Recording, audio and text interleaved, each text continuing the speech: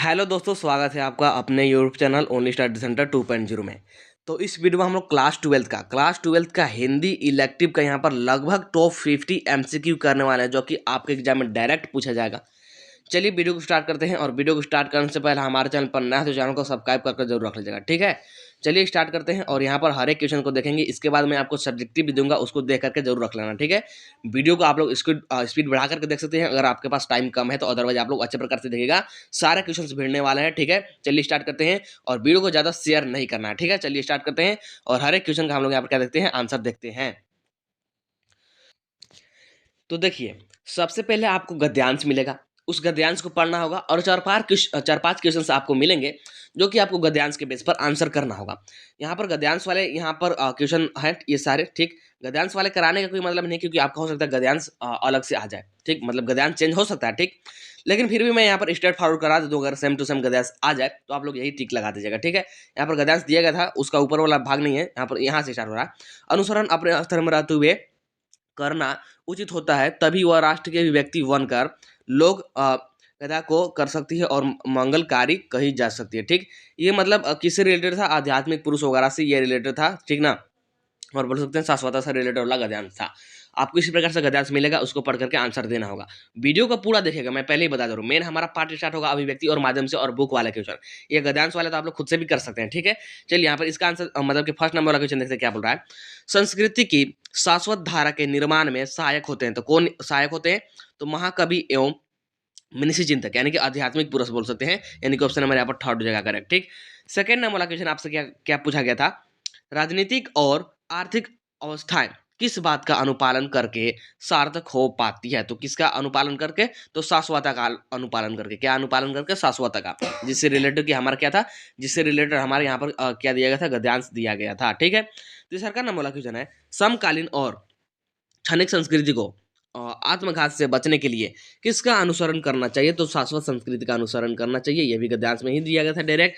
फिर चौथा number question पूछा गया था कि लोक में उच्चतम जीवन आदर्शों की स्थापना कौन करते हैं, तो कौन करते हैं, तो सत्यवर्ती लोग करते हैं। कौन, सत्यवर्ती, यानी कि ऑप्शन नंबर यहाँ पर 4 जगह करेक्ट। डायरेक्ट ये सारे क्वेश्चन गद्यांश में दिए गए थे। इसके बाद देख लीजिए कि यहाँ पर मैंने आपके लिए प्रैक्टिस के लिए लाया भी है, ठीक। प्रैक्टिस कर लीजिए, और मैंने प्रीवियस वीडियो में भी कराया है, ठीक। तो यहाँ पर 5 से 8 तक उत्तर हमको देना है। यहाँ पर गद्यांश पढ़ करके देखिए क्या बोल रहा है कि निर्भय स्वागत करो मृत्यु का। मृत्यु एक है विश्राम स्थल, जहां जीव जहां से फिर चलता है, धारण कर नव जीवन संबल। मृत्यु एक सरिता है जिसमें श्रम से कतार जीव नहाकर फिर तनून धारण करता है, काया रूपी वस्त्र पहनकर। सच्चा प्रेम वही है जिसकी, यहाँ पर आगे थोड़ा सा दिया गया था, ठीक। तो यहाँ पर देखिए अब आपको सारे क्वेश्चन समझ में आएंगे। क्या बोल रहा है, कविता में मृत्यु का स्वागत निडरता से करने के लिए कहा गया है, क्योंकि जो मृत्यु है ना, ये मृत्यु जीवन यात्रा का विश्राम स्थल है, तो ऑप्शन नंबर ये भी सही होगा। मृत्यु से ही व्यक्ति को नए जीवन का सहारा मिलता है, तो ऑप्शन नंबर बी भी सही बोल रहा है। तो इस प्रकार से हमारा ऑप्शन नंबर 4 हो जाएगा सही, यानी कि 1 और 2। चलिए आगे बढ़ते हैं। देखिएगा छठा नंबर वाला क्वेश्चन क्या बोल रहा है हमारे पास, मृत्यु रूपी सरिता में कौन सा स्नान करता है, तो राइट आंसर क्या जाएगा यहाँ पर कि नव वस्त्र धारण करने की इच्छा रखने वाला जीव। नव वस्त्र का मतलब होता है यहाँ पर नया वस्त्र ना, तो ऑप्शन नंबर थर्ड हो जाएगा यहाँ पर करेक्ट, ठीक है। सातवां नंबर वाला क्वेश्चन कि सच्चा प्रेम किससे कहा जा सकता है, तो जो क्या हो जाएगा, जो यहाँ पर क्या हो जाएगा, जो निष्प्राण हो, यानी कि ऑप्शन नंबर यहाँ पर कौन सा सही हो जाएगा, ऑप्शन नंबर यहाँ पर हमारे पास सेकंड करेक्ट होगा। इसी प्रकार से आठवां क्वेश्चन पूछा था कि काया का पर्यायवाची शब्द, काया का उपयोग ऊपर हुआ था ना, तो उसका पर्यायवाची शब्द, काया का पर्यायवाची शब्द क्या होता है, तन का मतलब होता है काया, ठीक। अब आ जाते हैं हम लोग मेन वाले पार्ट पर, जिसके लिए कि मैंने आप लोग को बताया था, ठीक। अभिव्यक्ति और माध्यम, और इसके बाद हमारा बुक वाला स्टार्ट होगा, इसको आप लोग को ध्यान से देखना है, ठीक। चलिए स्टार्ट करते हैं। तो 9वां नंबर वाला क्वेश्चन देखिए क्या बोल रहा है, भारत में प्रकाशित होने वाला प्रथम समाचार पत्र बंगाल गजट का प्रकाशन वर्ष। तो सबसे पहले ये याद रखें कि भारत में प्रकाशित होने वाला प्रथम समाचार पत्र कौन था, तो बंगाल गजट का प्रकाशित हुआ था 1780 में, याद रखेगा। चलिए ऑप्शन नंबर यहाँ पर 4 करेक्ट हो जाएगा। इसके बाद 10वां नंबर लोकेशन देखते हैं क्या बोल रहा है कि जनसंचार का प्रमुख उद्देश्य क्या है। जनसंचार का प्रमुख उद्देश्य याद रखेगा, जिज्ञासाओं का समाधान, सूचनाओं को परस्पर बांटना, विचारों की अभिव्यक्ति, इनमें से सभी ऑप्शन नंबर 4 करेक्ट, ठीक।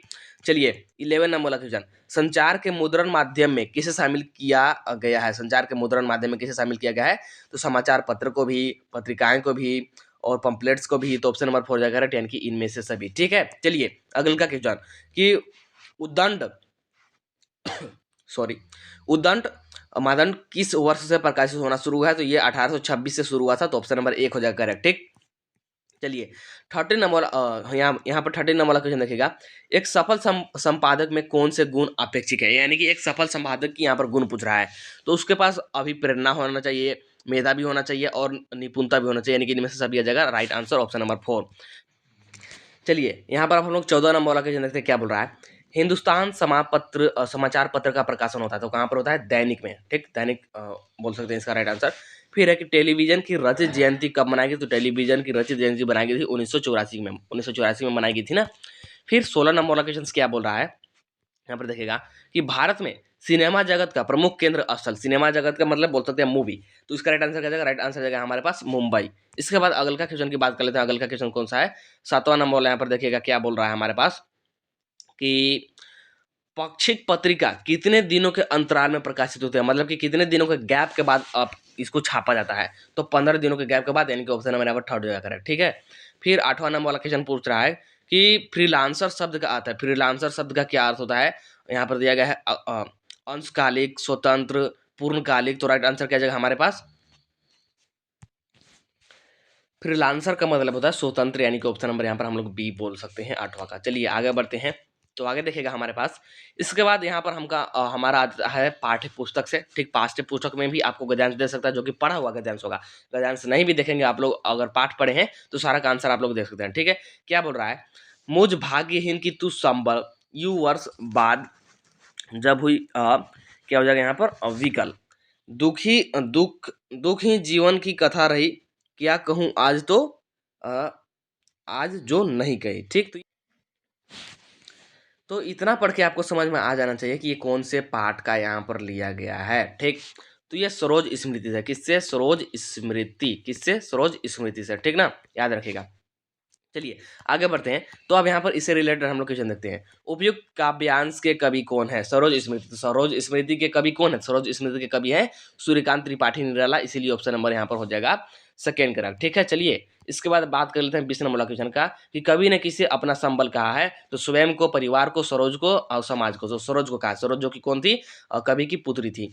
फिर एक ऐसे नंबर वाला क्वेश्चन कि कवि का जीवन कैसा रहा? तो बहुत ही दुखपूर्ण था, यानी कि ऑप्शन नंबर यहाँ पर सेकेंड हो जाएगा, जो कि यहाँ पर हमारा ऊपर गद्यांश में बोला भी था। ठीक है, फिर 22 नंबर वाला क्वेश्चन कि विकल शब्द का क्या अर्थ है? तो विकल का क्या मतलब? विकल का मतलब था व्याकुल। व्याकुल मतलब नर्वसनेस बोल सकते हैं।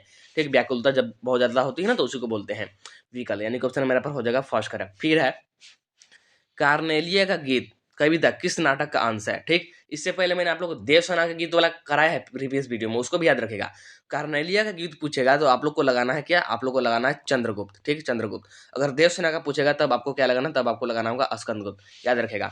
तो ऑप्शन नंबर यहाँ पर फर्स्ट हो जाएगा करेक्ट। इसके बाद आ जाते हैं, यहाँ पर हमारे पास 24 नंबर वाला क्वेश्चन है, बसंत आया कविता के कवि कौन है? बसंत आया, तो इसके कवि कौन है? आपको दिया गया केदारनाथ सिंह, बसंत आया। ठीक है, फिर है यहाँ पर हमारे पास विष्णु खरे और फिर है रघुवीर सहाय और यहाँ पर दिया गया है आयज्ञ जी। तो राइट आंसर क्या जाएगा? बसंत आया का। तो इसका राइट आंसर क्या जाएगा? रघुवीर सहाय, यानी कि ऑप्शन नंबर थर्ड करेक्ट, क्योंकि बसंत आया कवि हैं हमारे रघुवीर सहाय। फिर है 25 नंबर वाला क्वेश्चन, जब प्रकृति से नाता टूटता जा रहा है, जब प्रकृति से नाता टूटता जा रहा है तो के आने का पता किस प्रकार चलता है? तो बोल सकते हैं कैलेंडर से। किससे? कैलेंडर से, यानी कि ऑप्शन नंबर 4 जाएगा करेक्ट, क्योंकि हमारा प्रकृति से तो नाता टूटता जा रहा है। फिर आगे बढ़ते हैं, तो आगे देख लीजिए 26 नंबर वाला क्वेश्चन कि मुक्त छंद के प्रवर्तक कवि के रूप में जाना जाता है। तो मुक्त छंद के प्रवर्तक कवि के रूप में किसे जाना जाता है? सूर्यकांत त्रिपाठी निराला को, यानी कि ऑप्शन नंबर थर्ड हो जाएगा करेक्ट। गीत गाने तो मुझे कविता में कवि ने कैसे समय का वर्णन किया है? जब मनुष्य में क्या है, जिजीविषा खत्म हो जाती है। ठीक, यहाँ पर जिज्ञासा होना चाहिए था, जिजीविषा भी बोल सकते हैं। जब संघर्ष करते करते लोगों के होश उड़ जाते हैं, जब जीवन निराशा से भर जाता है, तो ये सभी हो जाएगा राइट आंसर। ठीक ना, ऑप्शन नंबर 4 हो जाएगा करेक्ट। फिर आगे बढ़ते हैं, तो यहाँ पर आपको कुछ गद्यांश दिए गए थे।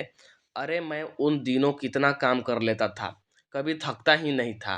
ठीक, हाँ, हमसे थोड़ा ही पीछे महादेव देसाई मोटा सा लठ उठाए चले आ रहे थे।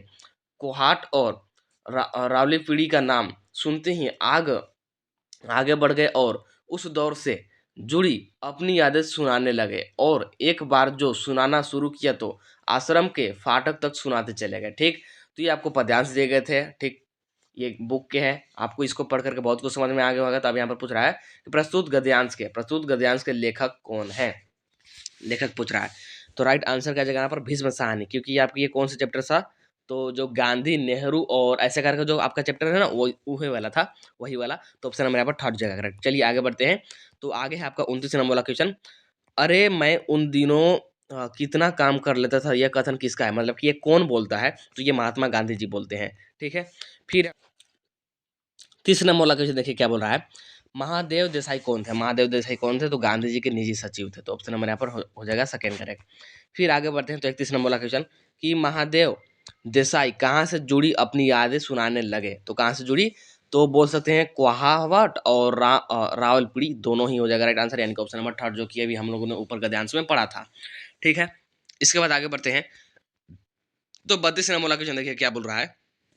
आचार्य रामचंद्र शुक्ल की कृति का अक्षय स्रोत उनके द्वारा रचित किस पुस्तक को माना जाता है, तो यहाँ आपको दिया गया है ऑप्शंस। तो राइट आंसर हो जाएगा हिंदी साहित्य का इतिहास, जो कि उनके द्वारा ही रचित है, हिंदी साहित्य का इतिहास। ठीक है।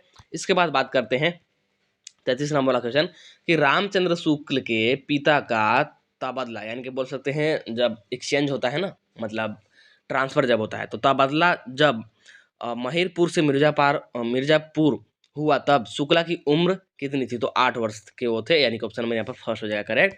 फिर यहाँ पर देखिएगा अगल का क्वेश्चन कि सुमरनी के मन के पाठ के अंतर्गत कितने लघु निबंध है, कितने लघु निबंध है, तो 3 लघु निबंध थे उसमें 3। फिर है ढेले चुन लो निबंध के माध्यम से समाज में निहित किन कुरीतियों पर व्यंग किया गया है, बाल विवाह, जाति प्रथा, अंधविश्वास और पुनः विवाह। तो राइट आंसर क्या जाएगा अंधविश्वास पर, किस पे, अंधविश्वास पर। ठीक है।